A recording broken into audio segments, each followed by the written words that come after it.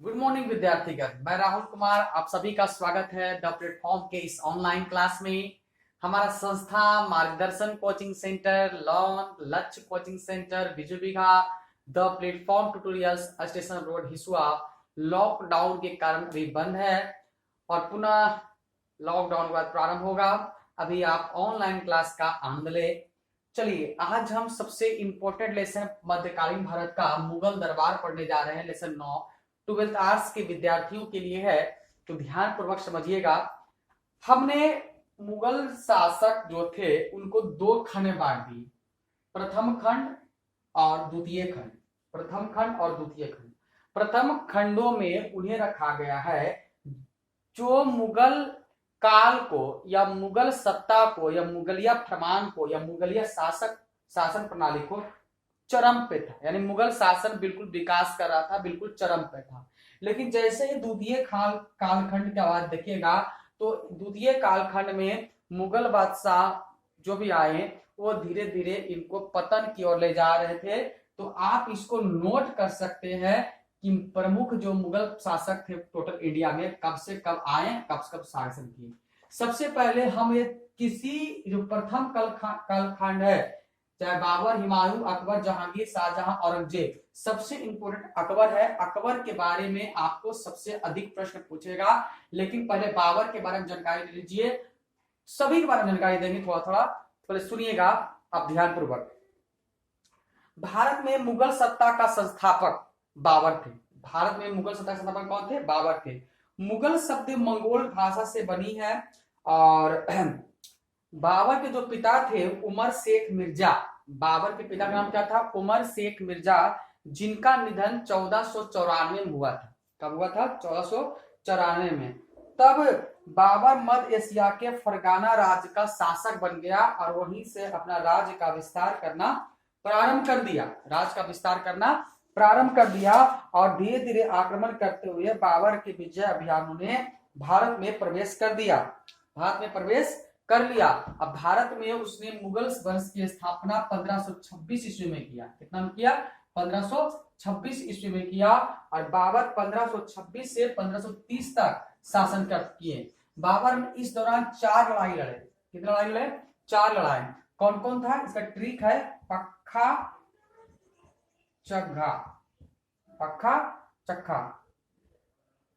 और से पानीपत का लड़ाई 1530 में लड़े, फिर 1526 में लड़े। ख से खनवा का युद्ध 1527 में। च से चंदेरी का युद्ध 1528 में। और ग से घाघरा का युद्ध 1529 में। अब 1530 में बाबर मर गया। 1530 में बाबर क्या हो गया? ट्रिक है पानी पिया, खाना खाया, चरखा चलाया, घाघरा पहना, 30 में मर गया।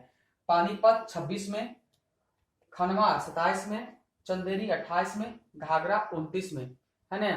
पानी पीकर, खाना खाया, चरखा चलाया, घाघरा, वही घाघरा में घर लिपटा फिपटा के बाबर 1530 में टाइम फिक्स हो गया, मर गए। 1500 कितना में? 30 में।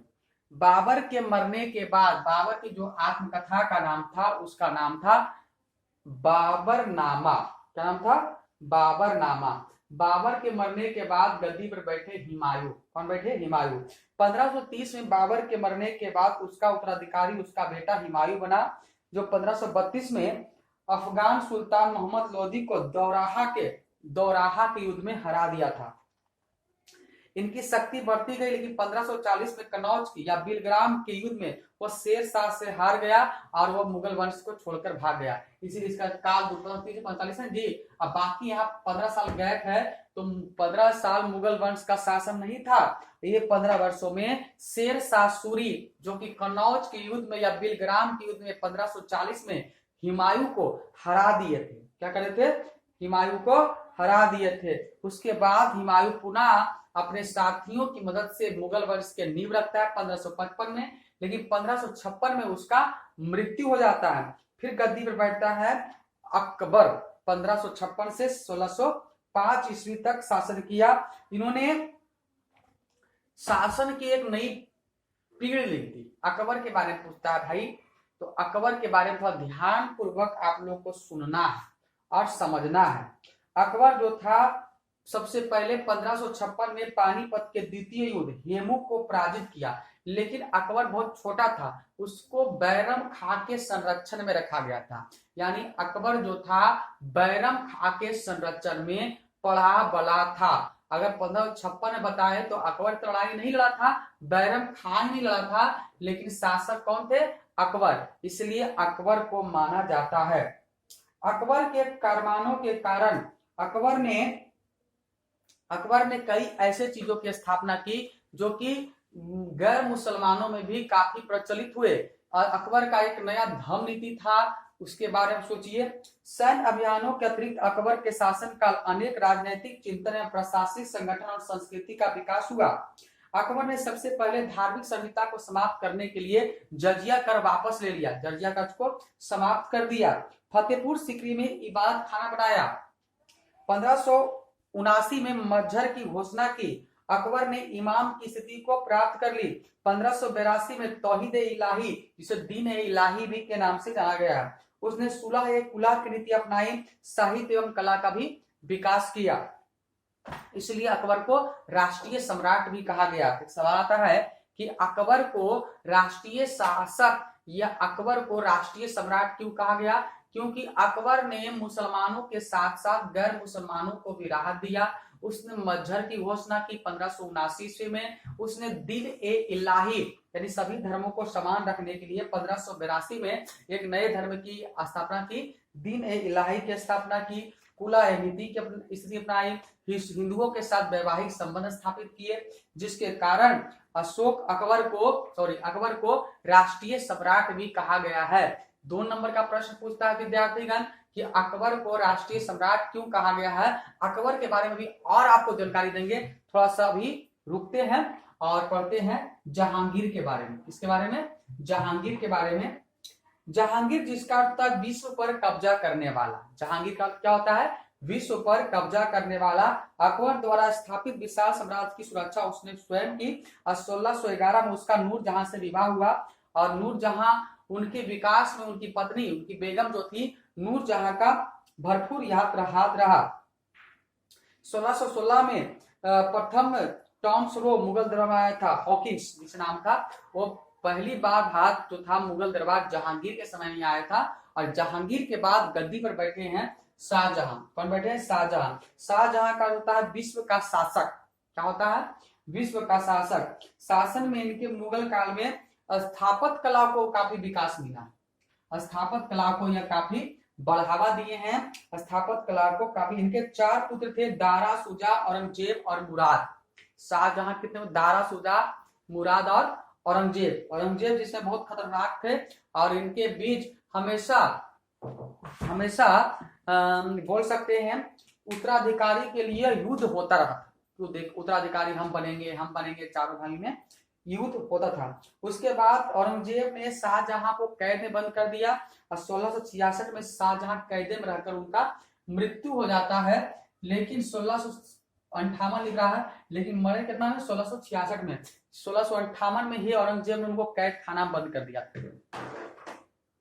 एक कलात्मक चीजों का बड़ा ही थे, इसलिए उन्होंने अपनी बेगम की याद में ताजमहल का भी निर्माण करवाए थे, जो कि आज विश्व धरोहर में से विश्व का 7वां सबसे बड़ा आश्चर्य अजूबा है।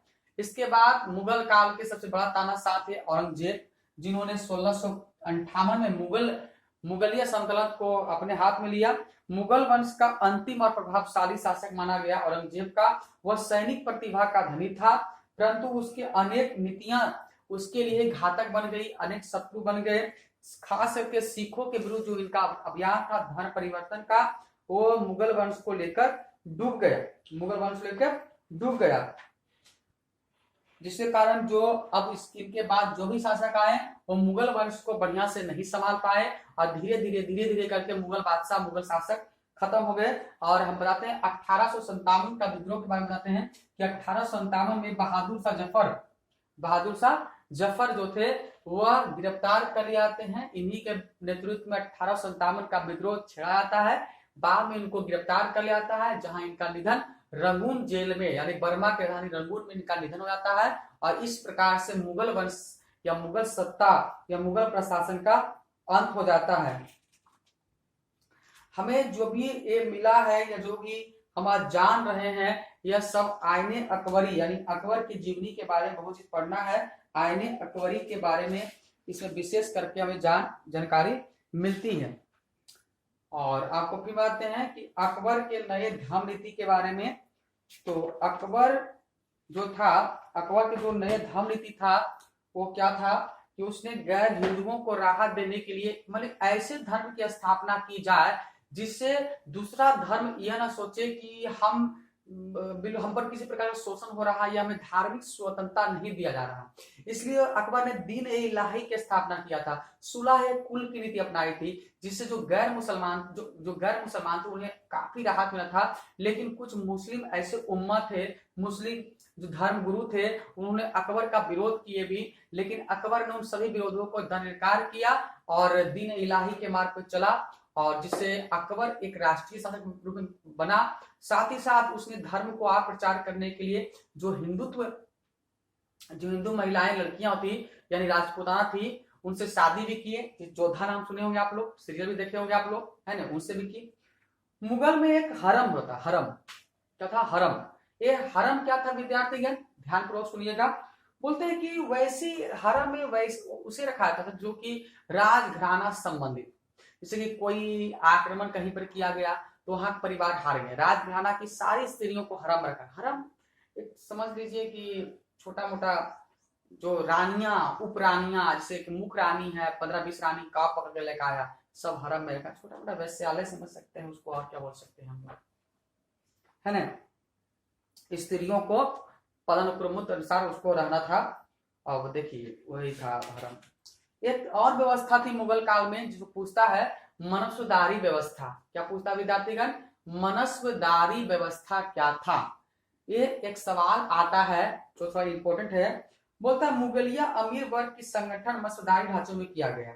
ये मनस्वदारी ढांचा क्या था सुनिएगा। तो इसमें दशमलव प्राणी भी कहा गया है, दशमलव प्रणाली भी कहा गया है। बोलता है कि भारत अकबर ने मनस्वदारी व्यवस्था का गठन किया था। सबसे कम मनस्व 10 का और सबसे अधिक मनस्व 5000 का था। इनका जात भी निर्धारित किया था, जात के अनुसार उन्हें सवार को भी अनुमति दी गई थी। 1000 ऊपर जात वाले मनस्वदार उमरा कहलाए। अकबर के शासन काल में 7000 तक मनस्व था, है ना, जिसे 30,000 रुपया प्रति माह दिया जाता था। और जो भी मनस्व होते थे अधिकतर राजघरानों से ही संबंधित होते थे। इन मनस्वदारों का मूल कारण था राजकीय प्रशासनिक इकाई को देखना। ये मूल रूप से घुड़सवार होते थे और घोड़े पर सवार होकर जो राज का क्षेत्र है उस पर चक्कर लगाना, राज्य में कोई घटना नहीं घट रही है, कहीं अकाल नहीं पड़ रहा, सभी चीजों को, सभी सुविधाओं को, आम जनता की सुविधाओं के लिए एक काम किया गया था, यानी मनस्वदारी व्यवस्था का गठन किया गया था, है ना। राजस्व व्यवस्था के बारे में तो हम आपको पिछले अध्याय बताए थे, है ना। और न्याय व्यवस्था के बारे में काजी जी नियुक्त होते थे, लेकिन काजी के नियुक्ति के जैसे भी हाई कोर्ट मान लेते हैं और सुप्रीम कोर्ट मान लेते हैं ना, तो काजी जो हाई कोर्ट थे और राज जो सुप्रीम कोर्ट थे, मतलब अधिकतर मामले जो बड़े बड़े मामले का जो समाधान था वह राजा जी ही करते थे, मुगलिया सल्तनत के बादशाह ही करते थे। साथ ही पुलिस व्यवस्था भी थी, है ना, विदेशों संबंध भी था उस समय। तो मुगल सम्राट के बारे में पढ़े, एक राजा के बारे में बताएं, उसके बाद थोड़ा सा कुछ ऑब्जेक्टिव है उसको भी आप लोग देख लीजिए। जंगल बुक के लेखक कौन है, तो रुडयार्ड किपलिंग है। पानीपत का प्रथम युद्ध हुआ था बाबर और इब्राहिम लोदी के बीच 1526 में। रजनामा नाम से ग्रंथ किस फारसी अनुवाद में निकला है, तो महाभारत का फारसी अनुवाद है। बादशाह नामा के लेखक कौन थे, तो अब्दुल हमीद लाहौरी थे। एशियाटिक सोसाइटी ऑफ बंगाल की स्थापना कब किया गया था, 1784 में। अकबर ने जजिया जो कर था उसे कब समाप्त किया था, 1564 में। किस मुगल बादशाह ने आगरा को किला को न्याय की जंजीर बनाई थी, इसका सही आंसर है जहांगीर ने। मुगल बादशाही के संस्थापक कौन थे, इसका बाबर सही आंसर हो जाएगा विद्यार्थीगण। बुलंद दरवाजा कहाँ बनाया गया था? तो बुलंद दरवाजा फतेहपुर सीकरी बनाया गया था। गुलबदन बेगम ने निम्नलिखित में किस ग्रंथ की रचना की थी? तो वो था हुमायूं नामा। और आपको बताते हैं मजहर की घोषणा बतेवे की है, दीन इलाही के स्थान बतेवे की है, पानीपत का, चंदेरी का युद्ध, घाघरा की युद्ध, सारी चीज जानकारी दे दी है आप लोग। उम्मीद करते हैं कि आप ये वीडियो 2 बार 3 बार 4 बार देखें। हम दावा करते हैं कि इस वीडियो से जो भी पढ़ाए हैं, हरम के बारे में पढ़ाए हैं, भूराइश की व्यवस्था पढ़ाए हैं, मसदारी व्यवस्था पढ़ाए हैं, अकबर को राष्ट्रीय सम्राट क्यों कहा गया, औरंगजेब के बारे में बताए, हुमायूं के बारे में बताए, जहांगीर के बारे में बताए, बाबर के बारे में बताए हैं, तो उम्मीद करते हैं कि आप इस वीडियो को बार बार देखें, सवाल अधिक पूछेगा। अब हम चर्चा करेंगे अगले वीडियो क्लास में, अगले ऑनलाइन क्लास में आधुनिक भारत में, और आधुनिक भारत का लेसन फर्स्ट है उपनिवेशवाद और ग्रामीण समाज, जिसमें रैयतवाड़ी व्यवस्था, अस्थायी बंदोबस्त, पश्चिमी रिपोर्ट है ना, सहायक संधि में चीज की चर्चा करेंगे। तो तब तक के लिए धन्यवाद, फिर मिलते हैं, बाय बाय।